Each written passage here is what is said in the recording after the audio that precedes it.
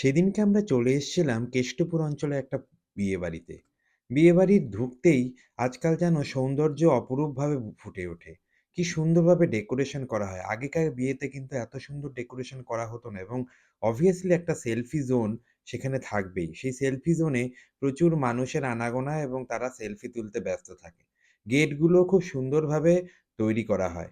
তারপরেই শুরু হয়ে যায় স্টার্টারের পালা। স্টার্টারে চলে আসে স্যুপ।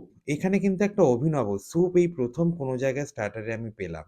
স্যুপটা ১ম এ নিয়ে নিলাম উইথ লিটল বিট অফ মাসালা এবং খেতে খুব সুন্দর লাগলো। চিজও ছিল, উপরে একটা চিজের লেয়ার ছিল, চিকেন স্যুপ ছিল। তারপরে ছিল বেবি কর্ন। বেবি কর্নও আমি খুব একটা স্টার্টারে সব জায়গায় দেখতে পাই না। এখানে খেলাম বেবি কর্ন অ্যান্ড পানির এবং ফিশ ফিঙ্গার এবং চিকেন পকোড়া। ভালোই ছিল আইটেমসগুলো। আপনারা কোনটা ভালোবাসেন স্টার্টার হিসাবে সেটা আপনারা বলবেন এই আইটেমগুলোর মধ্য থেকে। বা অন্য কোনো আইটেম যদি মনে আসে সেটাও আপনারা জানাতে পারেন। কাঠি দিয়ে এইগুলো খেতে, খেতে শীতকালে গরম, গরম এগুলো খেতে বেশ মজাই এলো। তারপরে মেইন কোর্সে চলে গেলাম। ১ম এই স্যালাড, তারপরে রায়তা। বিরিয়ানি ছিল বলেই রায়তা। obviously ১ম এই জিজ্ঞেস করে নিলাম নিশ্চয়ই বিরিয়ানি আছে।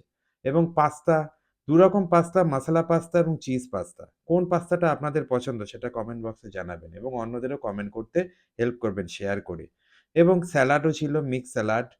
তারপরে এইটা ছিল আমার খুব ফেভারিট কচুরি। কচুরি, রাধাবল্লভী বলতে পারেন এটাকে, রাধাবল্লভী এবং আলুর দম।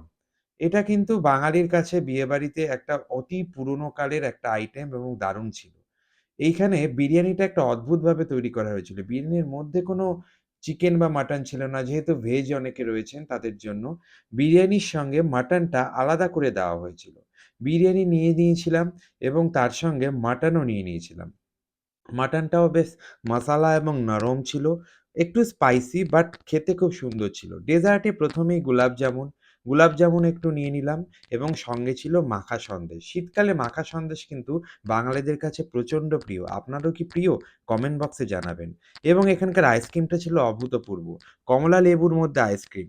আইসক্রিম খেয়ে ঠান্ডাকালে ঠান্ডা হয়ে বাড়ির দিকে রওনা দিলাম। ভিডিওটা ভালো লাগলে প্রচুর পরিমাণে লাইক এবং শেয়ার করবেন। নমস্কার।